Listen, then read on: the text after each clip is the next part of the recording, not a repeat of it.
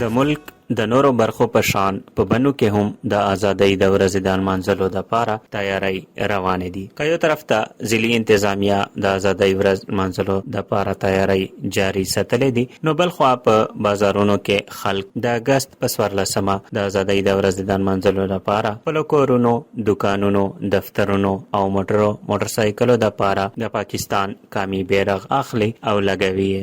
14 اګست داسې ورځ ده چې دا د ملت لپاره د تجدید عهد ورځ ده. په دې ورځ باندې چې کومه ده د ملک آزاد شو او هغه خلک چې کومه ده هغه قوم چې کومه ده سرخروي چې صرف د خپل وطن سره چې کومه ده د مینې جذبه لري.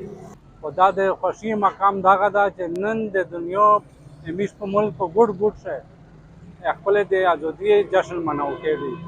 او دا یوه ډېره ښه خبره ده ځکه چې ازادي یو نعمت ده. نن موږ په خپل ملک شئ آزاد چې کوم ګرځېږي آزاده سیه وخلي د چا غلام نه.